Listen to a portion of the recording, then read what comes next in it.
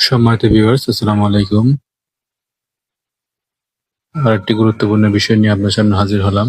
বিষয়টি হচ্ছে আমাদের কলামের ফ্লোর থেকে নিচের অংশ এবং ফ্লোর থেকে উপরের ছাদের অংশ দুটি ভিন্ন সাইজের হয়ে থাকে। কারণ এখানে একটি কভারিং এর বিষয় আছে। সেক্ষেত্রে কলামের সাইজ উপরে একরকম, নিচে আরেকরকম হয়ে থাকে। সেক্ষেত্রে আমাদের কলামের রিং এর সাইজ ভিন্ন ভিন্ন হবে কিনা অনেকে জানতে চেয়েছেন। তো আমাদের এক্ষেত্রে ঢালাইয়ের পরিমাণ বাড়বে, মানে কভারিং বাড়বে, কিন্তু আমাদের রিং এর সাইজে কোনো পরিবর্তন হবে না। দেখুন আমাদের একটি কলামের সাইজ হচ্ছে 14 ইঞ্চি, 14 ইঞ্চি বাই 14 ইঞ্চি, এবং ওটার মেইন কলাম হচ্ছে 12 ইঞ্চি বাই 12 ইঞ্চি। সেক্ষেত্রে আমাদেরকে 12 ইঞ্চি হিসাব করেই 1.5 ইঞ্চি করে কভারিং বাদ দিয়ে 9 করে আমাদেরকে রিং বানাতে হবে। শুধুমাত্র 14 ইঞ্চি হবে গ্রাউন্ড ফ্লোর থেকে নিচের অংশে।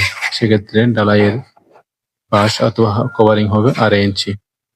ধন্যবাদ। আসসালামু আলাইকুম।